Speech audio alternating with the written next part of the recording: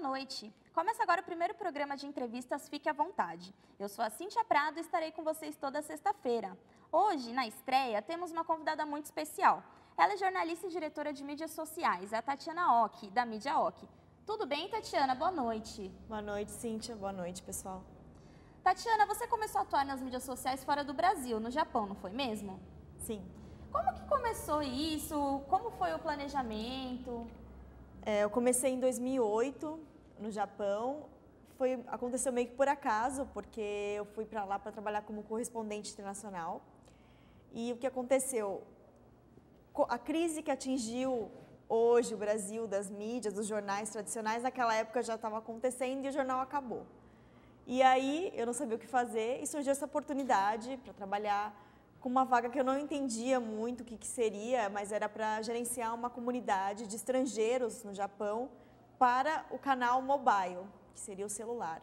Então eu aprendi tudo, aprendi desde design, programação, conteúdo, relatório, e como o Japão eles têm uma ideia de metodologia, são muito organizados, eu aprendi muita coisa de organização de projeto mesmo.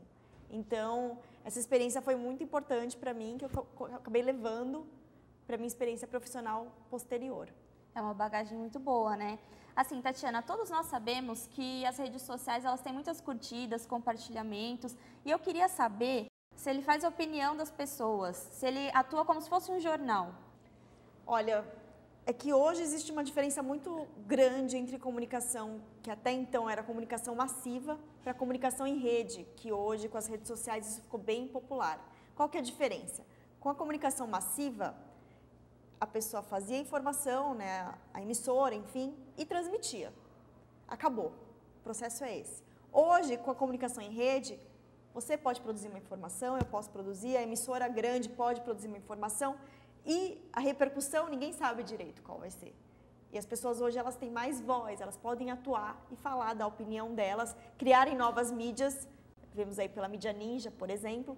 Então, a comunicação em rede mudou a comunicação.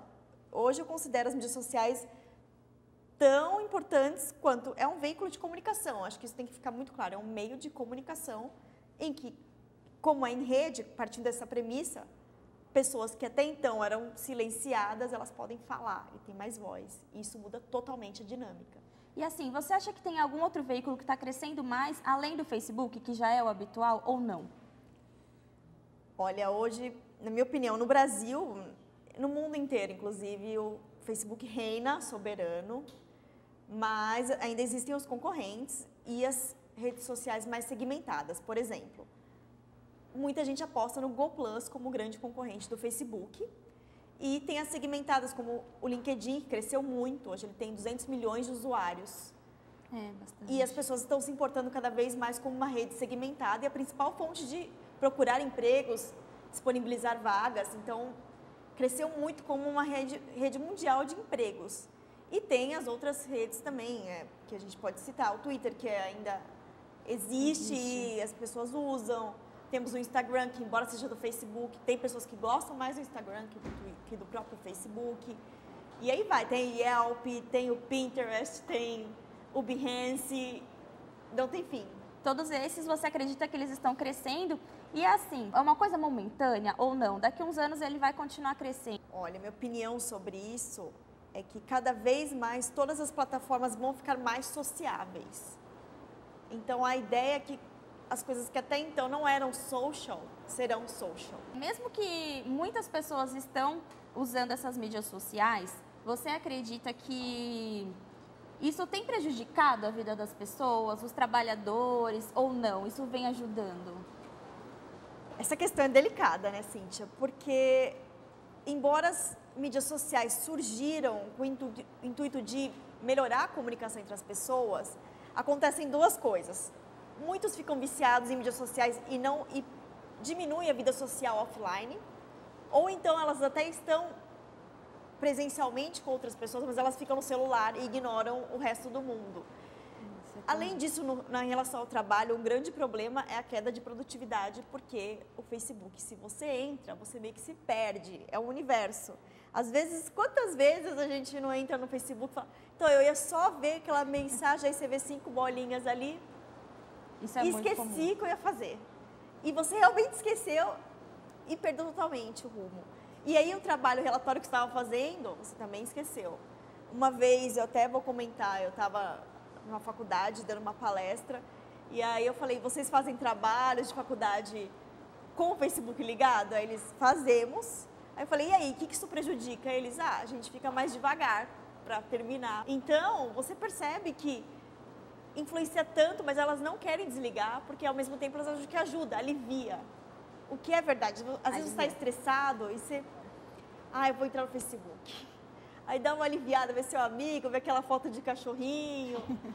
Aí dá uma relaxada. Mas se não for usado de maneira inteligente ou até de maneira mais comedida, vicia.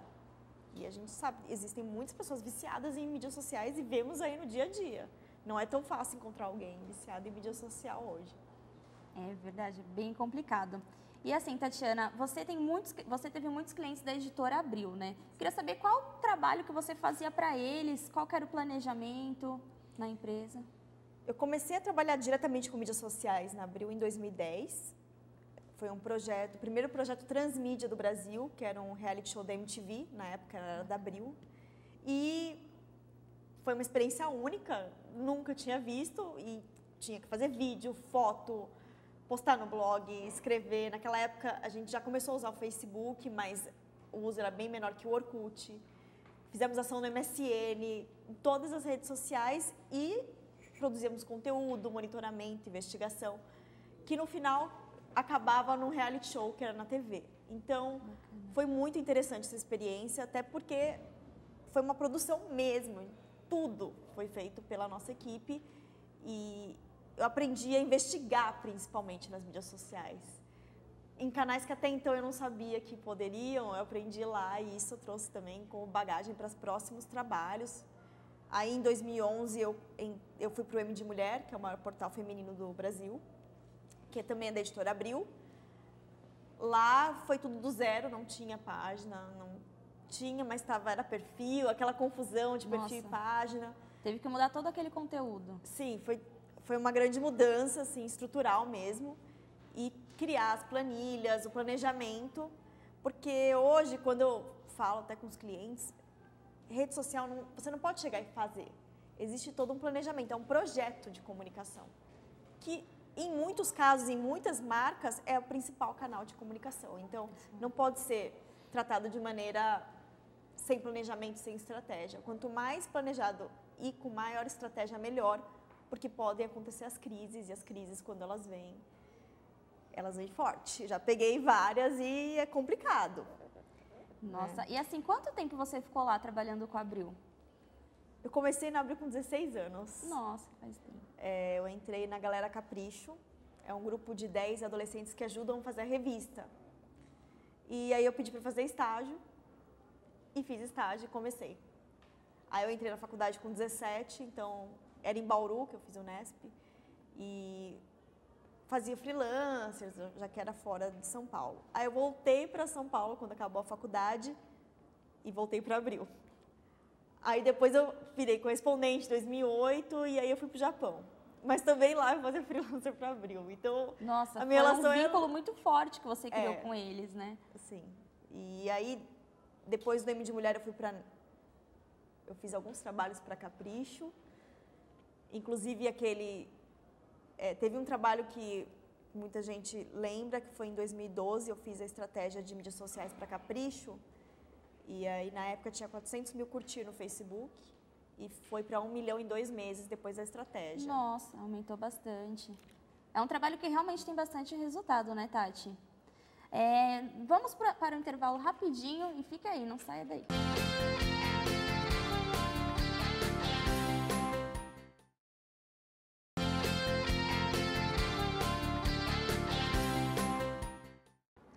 Hoje o programa conta com a presença especial de Tatiana Ock, gerente da Ock Mídia. Tatiana, as empresas atualmente elas estão com um problema de profissionais, que não encontram um profissional que trabalha nessa área, que entende? Olha, Cíntia, isso é complicado porque, embora essa área esteja crescendo muito rápido, não está crescendo tão rápido quanto a demanda de profissionais. Então, o que normalmente acontece é a a empresa ter que treinar o profissional, sobretudo porque nas faculdades ainda não tem uma aula, uma matéria específica de mídias sociais. E aí o aluno vai para o mercado e acaba já trabalhando na área sem ter aquela formação. Está faltando, claro, mas ao mesmo tempo tem muitas pessoas que querem aprender. Isso também é muito motivador para a gente que está empregando, é legal isso. E esse mercado que está empregando já está grande ou não? Ele ainda é minúsculo perto da importância que ele tem no mercado hoje? O que eu sinto, talvez, é que ele ainda está mudando bem rápido, mas ele ainda é um pouco subestimado. Então, quando larga uma página bem grande e forte na mão do estagiário, que ele não teve a formação, não é fácil, né? Não é fácil gerenciar. E quem começa a trabalhar com isso já sabe que não é fácil, que precisa de uma estratégia, de um planejamento, precisa de métricas. Então, são várias questões que uma pessoa que acabou de sair da faculdade ou que ainda está na faculdade e não teve formação, ela não é obrigada a saber. Embora ela seja um usuário de Facebook, quando você vai trabalhar com isso, é outra coisa, é outra história. Né? Uma coisa é você escrever ou falar como você mesmo, você já sabe quem você é. Outra coisa é pegar uma marca, igual de água, que faz caneca, e falar como se você fosse a marca. Então, não é fácil, exige muito treinamento, exige ensinar as técnicas, como planejar, como fazer estratégia. E quando a máquina funciona, aí fica ótimo, é muito legal. E assim, você acha que qual é a principal qualidade que o profissional precisa ter para atuar nessa área? Existem várias qualidades por ser um trabalho complexo, mas eu destacaria primeiro estar antenado com o que está acontecendo. Por exemplo, se tem uma ação em mídias sociais de ou de outra marca que ela reverbera, é legal falar sobre isso, ou uma notícia, então é bacana estar antenado, escrever bem, é importantíssimo, porque não há muito tempo de revisão, então a pessoa escreve e publica normalmente. É muito importante saber escrever e ter um perfil crítico e analítico, porque dependendo da falta de senso crítico ou alguma coisa assim, você pode publicar uma coisa que as pessoas vão julgar como erradas, por exemplo. Entendi. Assim, qual que você acha que é o maior problema que eles enfrentam? Principalmente os estagiários que acabaram de sair da faculdade, não têm essa formação. Qual que é o principal problema? Eu acho que o principal problema é justamente esse, de delegar uma coisa muito complexa para o estagiário fazer. Muito talvez porque é uma área nova e ninguém sabe direito como faz, para quem delegar, não tem profissional, então vai você mesmo, né? Mas é importante saber que é uma área muito estratégica para a empresa, para a comunicação da empresa. Quantas marcas se renovaram pelas redes sociais? Quantas pessoas apareceram pelas mídias sociais? Vamos citar aí algumas. Pelo YouTube, o Justin Bieber surgiu, o Gangnam Style, que é o Psy, surgiu lá também. Porta dos Fundos foi um vídeo do canal do YouTube. Então, para vocês verem o que é a importância disso, né? E cada vez mais vai ser destacada essas questões. Por exemplo, eu vou dar um exemplo bem pessoal. Eu aprendi a me maquiar vendo vídeos no YouTube. Nossa. Então, você vê como porque ele é rico de conteúdo, né? Sempre tem alguma coisa para agregar. Mas assim, da mesma forma que ele tem para agregar para empresas, o que você acha que as empresas podem fazer de novo? Ou se já tem alguma empresa inovando, de qual maneira que ela inovou? Nossa, tem várias empresas que estão fazendo um trabalho muito legal. Você percebe que eu acho que o mais importante para a empresa é pensar em convergência de mídias. O termo muito usado é o transmídia, que é aquele projeto, inclusive, da MTV. Mas o mais importante é a convergência de mídia. O que significa isso? É você fazer um programa de TV pensando num canal de Facebook, como vai ser essa divulgação numa revista, num spot de rádio, entender que no Facebook não é igual ao Twitter. É uma complexidade, de fato, mas funciona muito, porque o usuário, inconscientemente, ele percebe que existe uma linguagem parecida ali, que ela está conversando. Então, a partir do momento que a marca entende que há uma convergência de mídias, que não é só a mídia social, não é só a TV, não é só o vídeo, aí a coisa começa a andar. E assim, você acha que tem algum que se destaca mais? Ou é mais a internet mesmo que está em alta?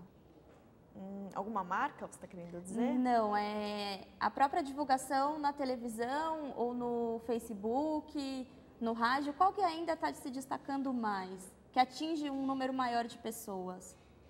Olha, eu diria assim, antes de junho deste ano, eu diria que era a TV. Depois de junho desse ano, que foram quando aconteceram os protestos no Brasil, que mudaram a história do Brasil, eu diria que talvez o Facebook. Porque, embora a TV seja muito forte, ela conversa muito com a rede social. Uma não quebra a outra. Mas o Facebook, o usuário pode produzir um canal, um conteúdo. É uma coisa totalmente inédita. Os protestos foram organizados via Facebook.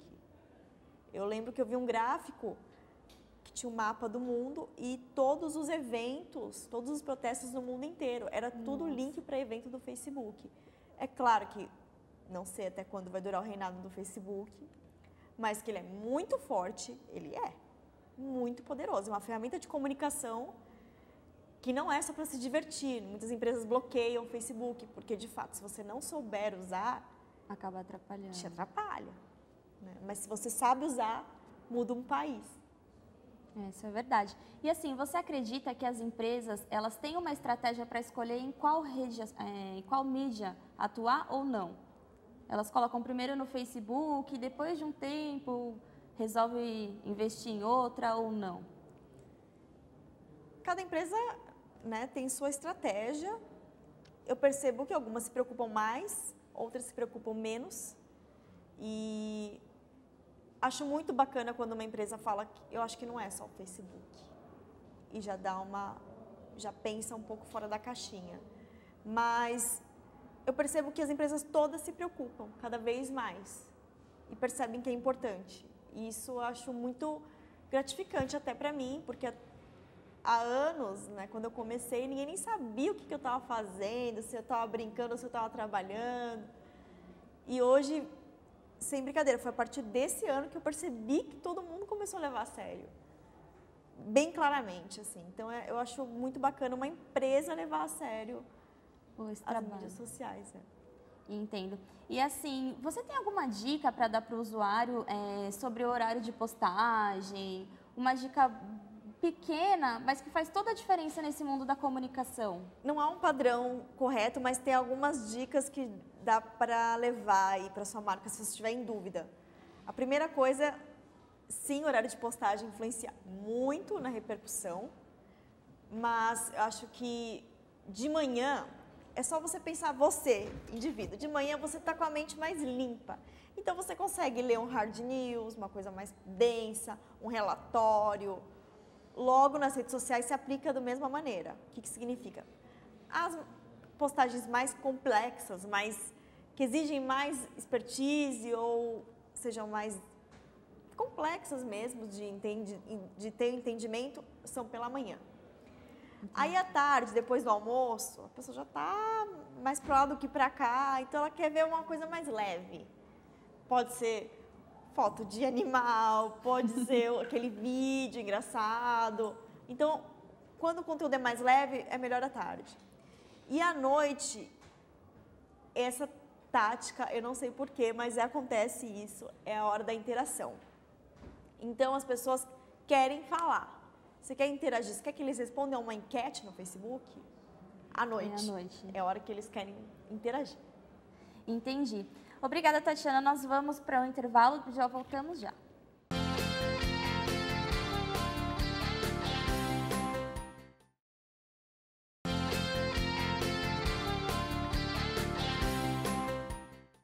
Voltamos com a Tatiana Ock e as mídias sociais. Tatiana, você acredita que tem alguma coisa que não pode ser feita nas mídias sociais? Nossa, acho que eu não sou muito fã de regras. Prefiro pensar em boas práticas ou não, né? O que não pode fazer, eu acho que depende da mídia social. Então, no Facebook existem algumas boas práticas que o próprio Facebook recomenda. No Twitter existem outras que o Twitter recomenda, e, enfim, vai mais ou menos por esse caminho. O Facebook, já que é a mais usada, eu acho, e o Facebook também fala isso, que você não pode postar muito. Facebook não é Twitter. Porque Twitter é meio que sem limite mesmo. Você pode fazer até um live streaming, né? Quando você cobre um evento ao vivo. Está acontecendo isso, está acontecendo aquilo. Twitter é muito bom para isso. O Facebook não. O próprio Facebook meio que condena, então ele pune, ele diminui a sua aparição na timeline se você começa a postar demais. Então, a recomendação média é 1 a 5 posts por dia, não mais que isso. Até porque cansa o usuário, né? Será que ele quer ver 20 posts da sua empresa lá todos os dias? Às vezes, será que tem tanto conteúdo assim? Mas, ao mesmo tempo, eu diria que quando é hard news, que não são tantas empresas que são hard news, é mais mídia mesmo, sim, aí faz um sentido. Se está acontecendo um grande evento, ou alguma notícia que vale a pena ser publicada, aí pode ser mais. Mas as diretrizes do Facebook é uma média de 1 a 5 posts. E também eu tenho lido alguns materiais que falam que nem isso. Há uma tendência de menos é mais agora. O que também eu estou começando a me alinhar a esse ponto, porque estamos na era do excesso da informação. É muita informação. Será que precisamos de tudo isso? Ou é melhor fazer uma informação muito boa, uma coisa estratégica e boa, do que várias parecidas, vários compartilhamentos iguais, que talvez não levem a lugar nenhum, principalmente no caso de uma marca. Você acredita que tem um segredo? Por exemplo, uma postagem sem fotos, ela tem o mesmo alcance das postagens com fotos ou com vídeo? Não. É no Facebook, no caso? Isso. Com certeza, a interação imagem mais texto é uma combinação perfeita. Muitas marcas estão fazendo isso, inclusive, de no próprio post, né, ter um texto. Porque é uma tendência também, que não sei se é positiva ou negativa, mas é fato, é que as pessoas estão lendo cada vez menos por conta do tempo, cada vez mais corrido, e as redes sociais estão influenciando nessa questão, porque o próprio post ele é feito de uma maneira que um grande texto ele não fica legal na estrutura do post. Então as pessoas escrevem menos e logo acabam lendo menos. Tem uma outra tendência que eu percebo, é usar o próprio Facebook como feed de notícias. As pessoas não estão mais entrando nos portais de notícia para ler as notícias, elas olham pelo feed, pela timeline do Facebook. Então, é uma outra tendência. Mas, como essa área é muito dinâmica, ela pode mudar e é rápido. Entendi. E assim, você acredita que existe um assunto que ele abrange, mais gente consegue ter acesso a ele ou não? As pessoas ficam muito focando a moda ou focando animais perdidos ou não? Tem um assunto que você fala, esse assunto é chave, todo mundo acessa. Existem alguns clichês, eu diria, que funcionam, e se você usar de maneira inteligente, não é clichê. Por exemplo, frase de autoajuda. É uma das que todo mundo que posta funciona. Por quê? Aí você tem que entender a mecânica da própria rede social. Você, como usuário, está lá desanimado, seu dia foi péssimo, aí você vê uma frase linda do Paulo Freire, aí você dá uma aliviada, dá uma alegria, então você curte. Pensando nisso, funciona bastante. Outra fórmula é pôr animaizinhos bonitinhos, também todo mundo adora ver. Mas se não for usado de maneira inteligente, aí você banaliza e o usuário percebe. Parece que não, mas ele percebe. De novo essa foto, de novo essa frase. As pessoas percebem e podem deixar de curtir sua marca, sua página. E se você é uma pessoa, não segue mais você, não quer mais ver suas publicações. Isso também é péssimo, né? E assim, hoje não existe um curso específico para essa área, né, de atuação nas mídias sociais, no planejamento. Mas você acha que é importante incluir isso nas faculdades de comunicação social ou não? Não é necessário ainda? Então, acho que existem cursos, mas mais pontuais, de média, curta ou média duração, alguns até de um dia, um workshop, tem bastante já. Porém, não sei se eu estou enganada, eu nunca vi dentro da grade curricular uma disciplina de mídias sociais. Como eu trabalhei em todos os processos, eu sei que é muito complexo, precisaria sim de uma disciplina, porque é muita coisa e até você explicar e até a pessoa pegar o jeito demora. Se até para explicar para o cliente é complicado, imagina para a pessoa que está fazendo, ela precisa de uma formação mais holística, eu diria, porque mídia social envolve números, envolve texto, envolve imagem. Por outro lado, eu acho que ter um curso, até além de profissionalizar a área, traz uma outra questão que é justamente a pessoa mesmo saber em que área que ela quer atuar dentro das mídias sociais. Por quê?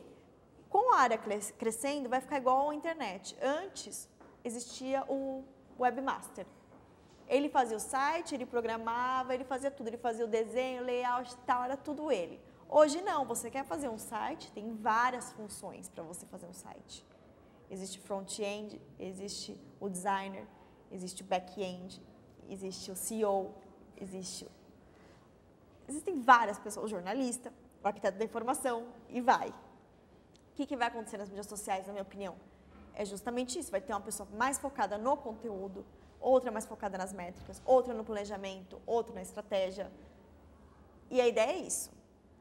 E já está acontecendo, tem várias agências que contratam especificamente para essas funções, mas o que eu percebo é que, além disso, vai aumentando.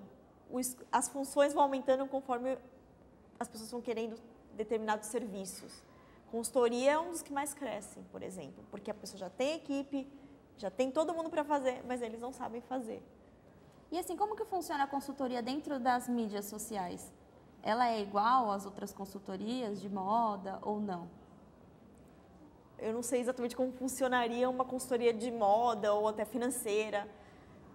Uma coisa que eu comparo, que eu acho interessante, é pensar assim, os gráficos, os números das mídias sociais, eles estão abertos para quem quiser ver. Mas é igual uma bolsa de valores. A bolsa de valores está para todo mundo ver o que está acontecendo, mas quem entende são poucos, e esses poucos que são os consultores. Eu acho que é a mesma analogia às mídias sociais. As métricas estão aí, todo mundo pode ver, e aí precisa de um profissional para entender e decifrar isso para o cliente, para a pessoa que está interessada. Porque ninguém é obrigado a saber, todo mundo tem 1000 coisas para fazer, e aí é bom ter um profissional que fica o dia inteiro lá olhando aquilo, aqueles gráficos, aqueles números, aqueles posts, que vai te falar e dar uma orientação para encaminhar a página da sua empresa, por exemplo. E atualmente, você acha que o profissional que está mais qualificado para isso seria o próprio jornalista? Como eu disse que a ideia é ampliar a área e as pessoas, as atuações, de repente quem atuar em métricas, talvez um administrador ou um economista, não sei, né? Por outro lado, conteúdo, eu ainda enxergo que o jornalista ele tem um faro que só ele tem. Tanto para escrever quanto para detectar o que é importante ou não, ele percebe mais rápido, porque a formação dele é essa. Né? O publicitário ele tem a ideia, e rede social precisa muito de ideias boas, ideias bacanas, criativas, e o publicitário é ótimo nisso, mas nem sempre o publicitário gosta de escrever, por exemplo. Já o jornalista, sinto muito se você é jornalista e não gosta de escrever, mas você está na profissão errada, é uma premissa. Se ele escolheu o jornalismo, ele tem que gostar de escrever. Ele tem que gostar de se comunicar de algum jeito e a mais básica é a escrita. Né? Do mesmo jeito que está crescendo essa profissão, você acredita que o salário também está crescendo junto ou fica mais perto do valor das redações, uma coisa que muitas pessoas não arriscam por causa disso? Eu acho que assim, como essa área pretende crescer muito e ampliar, e ela é nova, existem oscilações salariais drásticas. Existem pessoas que não cobram praticamente nada e outras que cobram muito. Mas a ideia é equalizar com o tempo, com a medida que vai profissionalizando. Entendi. Obrigada, Tati. Fique à vontade de ficar por aqui. Eu espero vocês na próxima edição. Obrigada. Tchau, tchau. Obrigada.